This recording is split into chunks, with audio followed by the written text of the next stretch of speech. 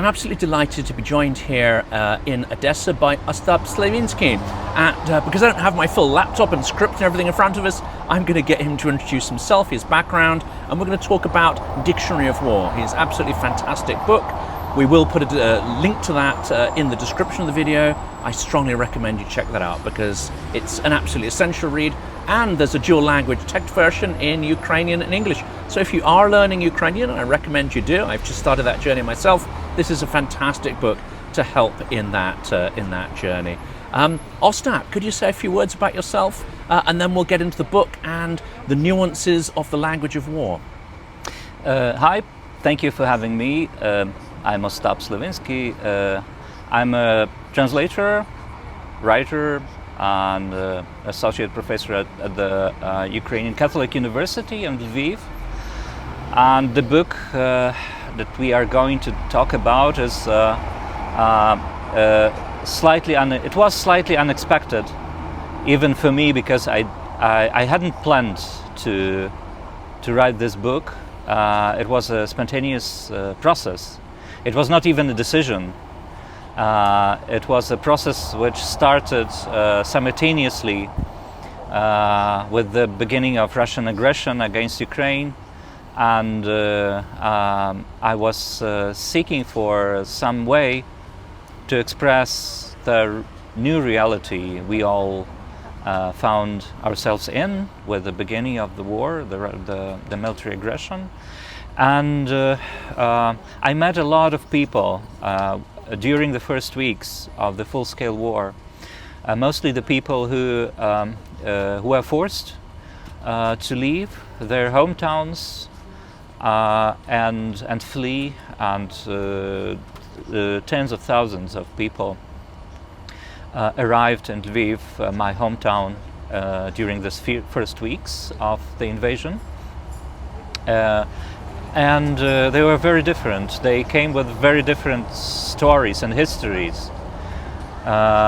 They were eager to tell these stories, and I understood that the war is not the situation of muteness, of wordlessness. That the war comes with its own stories, and many of these stories are absolutely incredible. So I understood that I had to listen to them very carefully, and possibly later do something with them, use them in some way. So that's how the book appeared, and I did not have the idea that it would be a book one day, but it became a book, and I'm really happy about it. And we can talk about some of these ideas that emerge about language. But obviously in wartime, and I've spoken to some people who've been at the front, and they say that communication gets sort of evaporated down, boiled down to the essentials of communication. Do you see these changes in wartime language, both of displaced people but also language at the front? Is this a deformation of language, or is it a kind of evolution? And is it temporary, or will it permanently influence the sort of structure, tone and nuances of people's speech? Now we are in, we have year 2025, and 3 years after the beginning of the invasion, and many things have already changed since 2022. In 2022, I thought that these changes within language were irreversible, that we would not come back to the so-called normal state of the language, because the changes were really profound. They happened on different levels. First of all, the level of semantics. We avoided too abstract terms, especially the terms which could be used in a manipulative way. First of all, the terms war and peace. We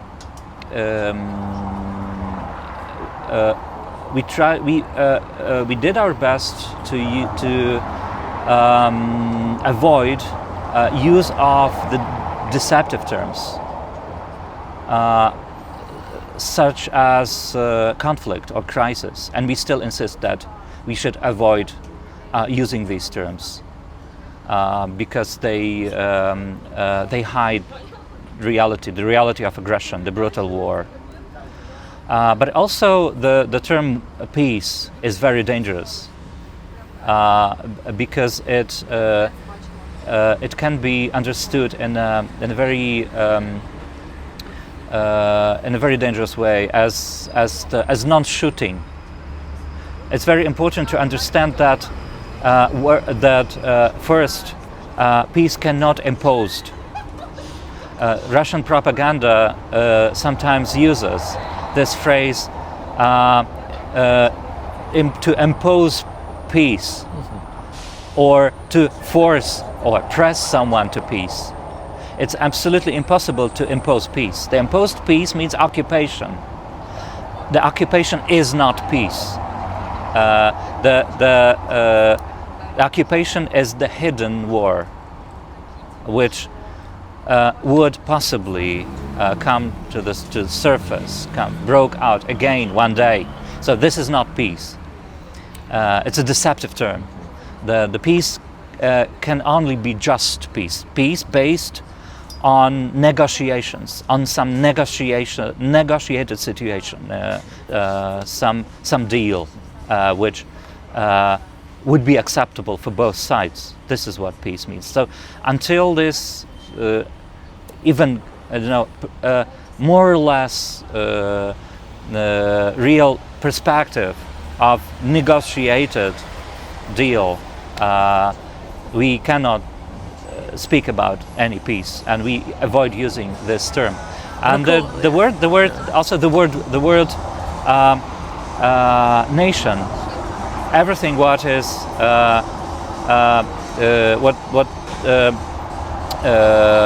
is related to nation is also misused and overused by Russian propaganda.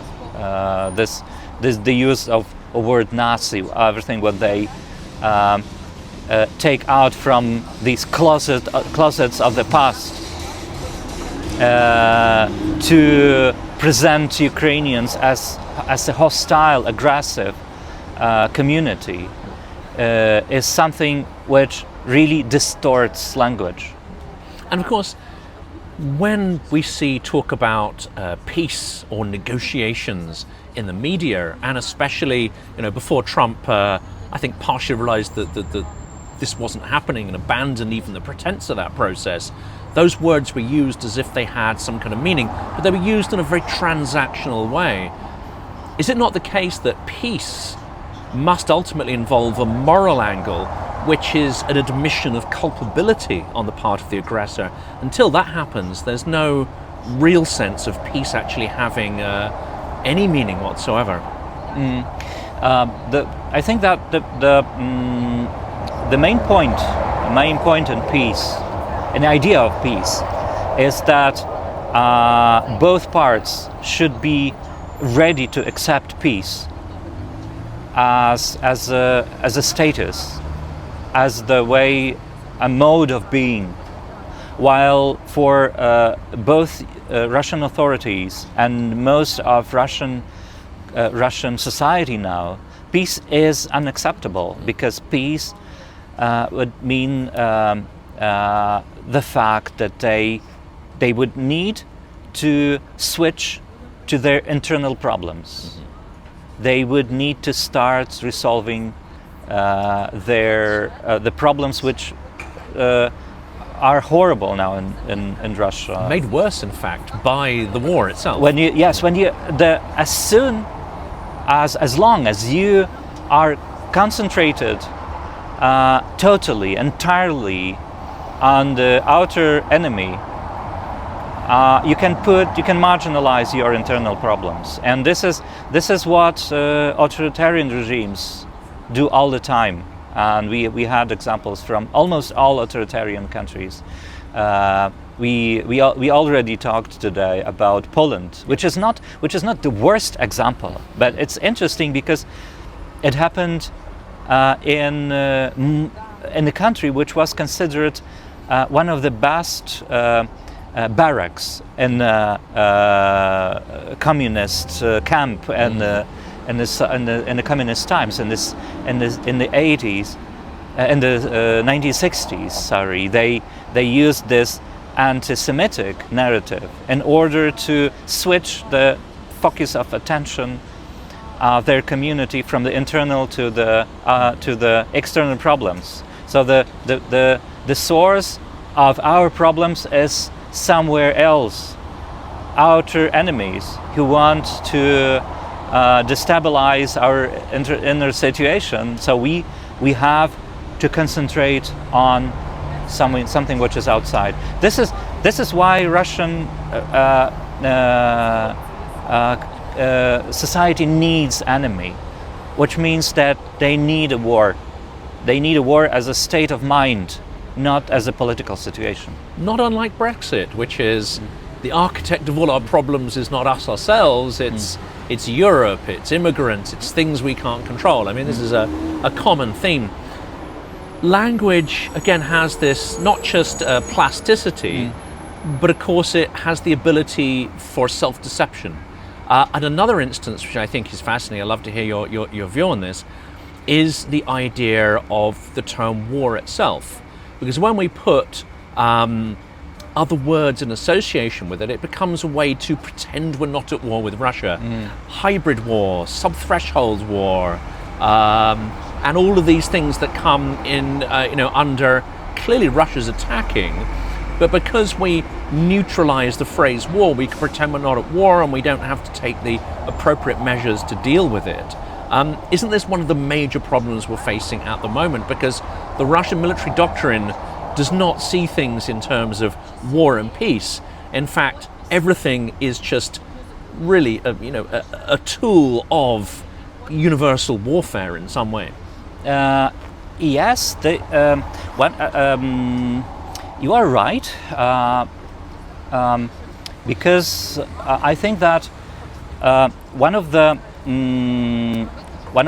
ways to maintain this state of mind of the Russian population is to present the state of war as a normal and not even normal, but inevitable situation. The war was inevitable because Russia was threatened by some outer enemies. So the war was inevitable, and the source of war is somewhere else. It's outside.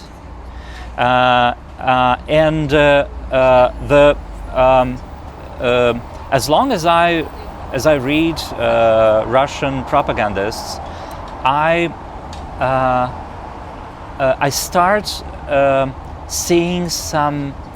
noticing some existential or maybe even ontological idea of war. War is a global situation, and we live in a mean world. Yes, dog eat dog. There is no good place on earth, and compared to the other places like the United States of America or even worse than America, Western Europe. Western Europe is presented as one of the worst places on earth, and Russia. They do it in order to convince Russians that they were born and live in not the worst place on earth. Since the war is a global situation, it's better to be inside Russia to resist, because the rest of the world would probably be fated to complete destruction. Despite the fact that you probably have quite a miserable existence, yes, and you might not have an indoor toilet, it's still better. It resembles apocalyptic, eschatological sect, religious sect. This kind of rhetoric, which is more and more noticeable in the different Russian propaganda outlets, especially those essays by Russian so-called intellectuals. They are not intellectuals, they're propagandists, but they can afford presenting very personal views. And very often they express what later appears in the official Russian politics. And what sort of disturbed me as I started to investigate disinformation more and see, the different levels of narrative. Like an onion, you can peel it away and away and away. There's so many different levels to it.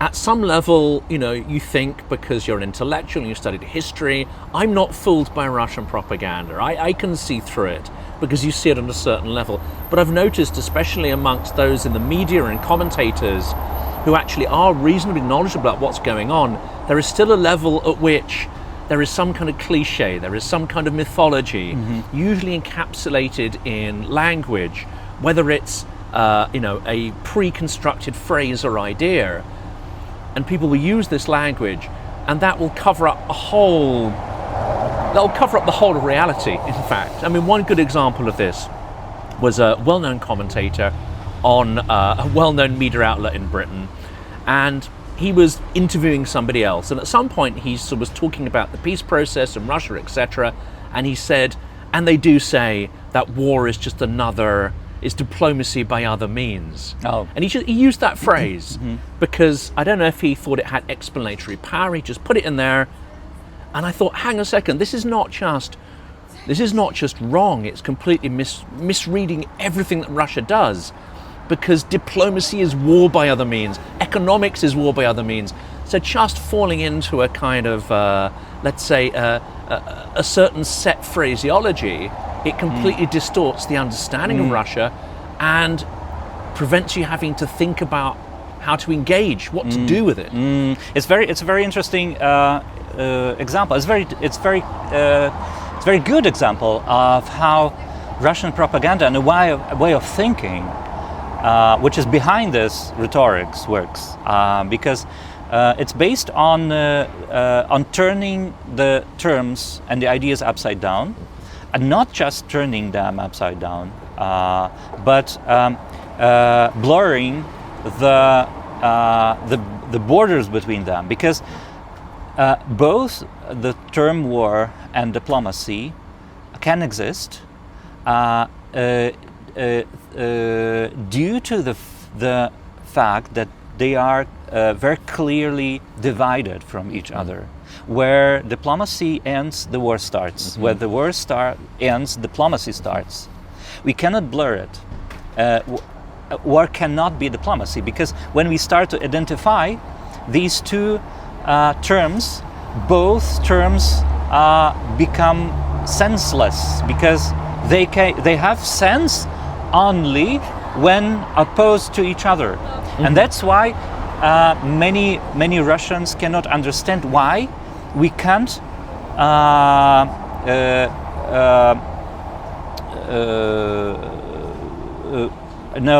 go into and maintain negotiations while shellings of Ukrainian cities continue. Why it is impossible? Why is it impossible to? Why do we demand ceasefire as a basic condition for any peace negotiations? They cannot understand. They insist that they can go on attacking Ukrainian cities and negotiate at the same time. That's the example that you gave explains this why they don't see a paradox in it. And of course, diplomacy itself is just often used as a way of trying to persuade allies not to support Ukraine, withhold weapons, because yes, this thing, peace, is just around the corner. You don't want to jeopardize it with actually supporting Ukraine to win. And this is curious as well, the word victory too. Not only is it difficult, I think, to understand, it's difficult for, I think, foreign analysts and politicians to embrace in any sense. I'm noticing a very significant and slightly disturbing process now in Ukraine, within Ukrainian society. We more and more rarely use the term victory now, compared to the year 2022, 23. we usually use this phrase after our victory. We will do something after the victory. The victory was one of the key words, the pivots of our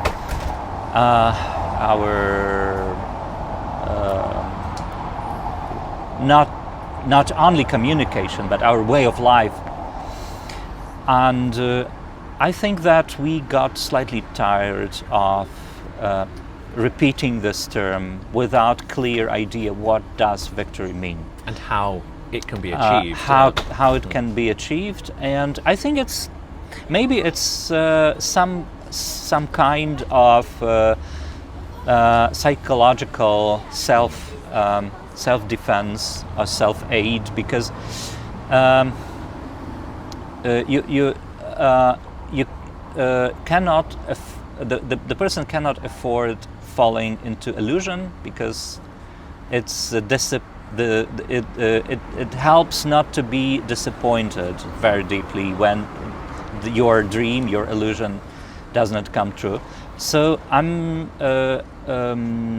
observing that we started using the phrase after the end of war instead after victory, which does not mean that we do not believe in victory. No, we did not became defeatists in any way.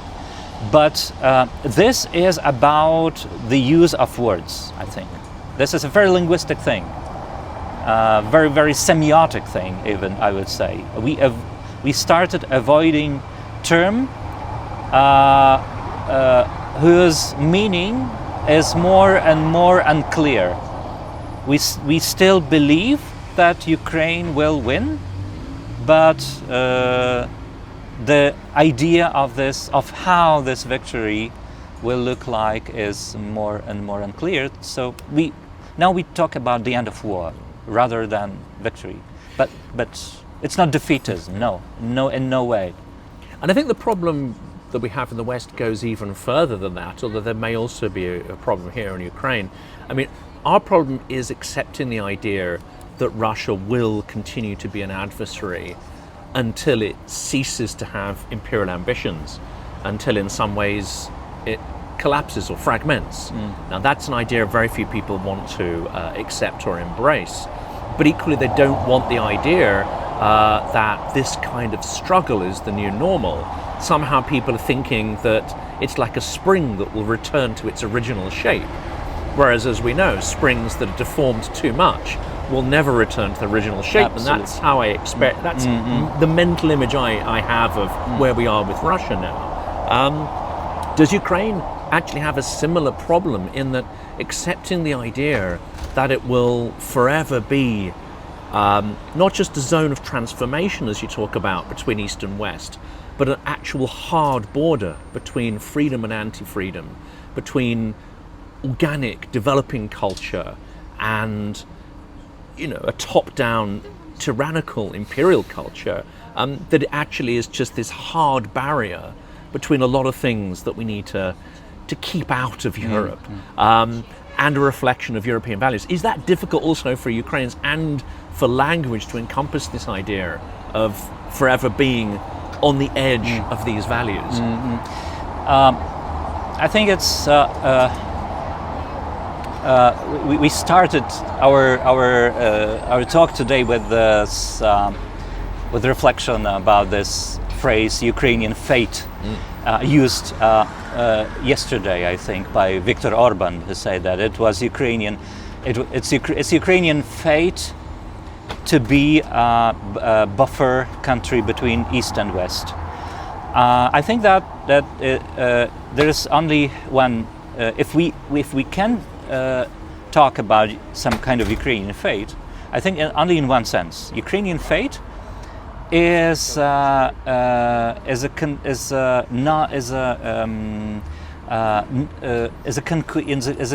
continuous conquering its own fate. So we cannot agree to this role, which is already formulated and somehow imposed by the persons like Viktor Orban and many others that Ukraine would always be a buffer country, a neutral stripe between East and West, a sanitary zone, a highly militarized zone. So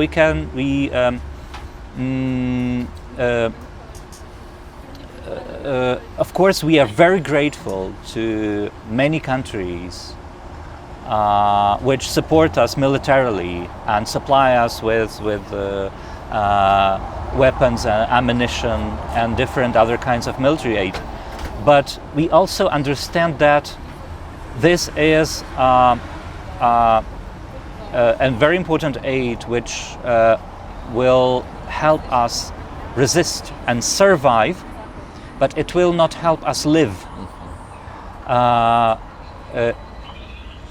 It is the militarization of country which is inevitable for Ukraine now, is a very serious barrier for development, for normal development. So that's why we cannot, we need to accept it as an inevitability that we need to be a highly militarized country in order to defend ourselves. And that ignores, but we cannot accept, we cannot agree that this is our existential role for the next centuries. And it ignores, I think, a very important idea. To say it's, as you say, a sanitary zone or a buffer zone, it almost suggests that it's a hard barrier, and whereas it's protecting certain values, it is not transforming and re-injecting those values back into Europe. It almost neutralizes Ukraine as a space of innovation and identity. Whereas actually the reason why so many people have really engaged with Ukraine as a topic, not just on this channel, but in the whole community, is because they have a sense that Ukraine is almost not just a barrier, but it's a mirror, and it can reflect those values. It can concentrate the ideas of democracy and reflect them back into Europe, where perhaps they have less contrast. Perhaps we've sort of in some ways in peacetime sort of forgotten the fragility of democracy and those values. So Ukraine is a space of transformation and reflection, not just this militarized barrier. How is that idea, how can that be captured in language so that it can transform the impression of Ukraine internally and externally? It's an interesting idea with this mirror, but I cannot completely agree with it, because we are not just mirroring. Mirroring is not the best role. We are Ukraine is the space where the ideas concentrate because we need to apply them. We really of course, to effectively defend ourselves, we need some ideas, and the idea of democracy is one of those ideas. So we kind of bring it back to life, and we present it, and we understand it as something that we can and need to sacrifice our life for. And I remember one of the representatives of the European Commission, I think, who came to Kiev during Euromaidan, and when she saw European flags on the Maidan, it was during that second, more violent phase of Maidan already, with those tires burning and the people with casks and shields, and it did not look very peaceful already. And I noticed how scared, how frightened she was when she saw the European flags among all this chaos. She considered it something inappropriate. Here is our Europe with those peaceful democratic values. Here is some space of chaos where people are really they're ready to die for these values. Let's divide it. To sacrifice too much for them. Let's divide it. Here is our Europe with peaceful Europe with democratic countries. Values. Here's something different. But I think that this is exactly where the values can be tested from the point of view of their authenticity. Yeah. And ability to live, to be appropriate, and to be useful in the future. So, if you like, you can call Ukraine this test lab for democratic and laboratory liberal of democracy. Laboratory of democracy. Absolutely. Or crucible was another, to use an alchemical kind of term there.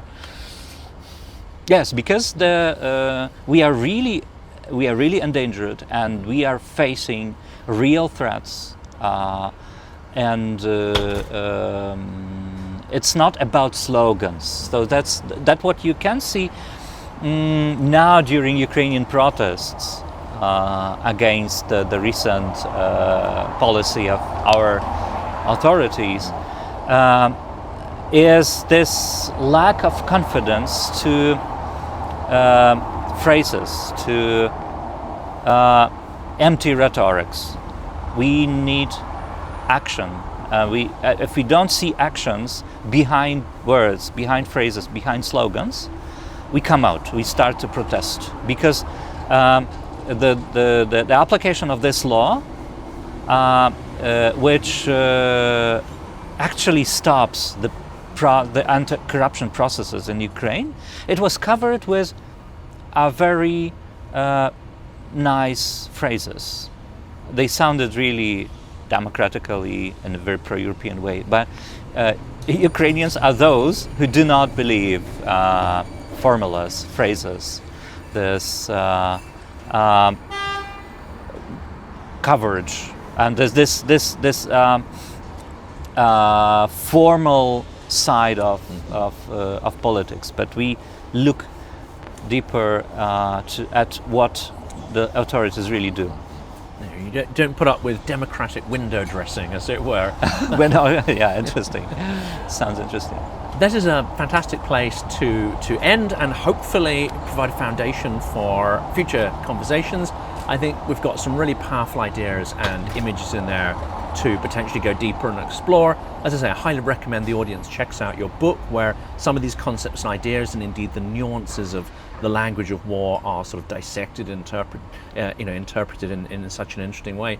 For today, though, from the streets of Odesa, thank you so much, Ostap. Thank you.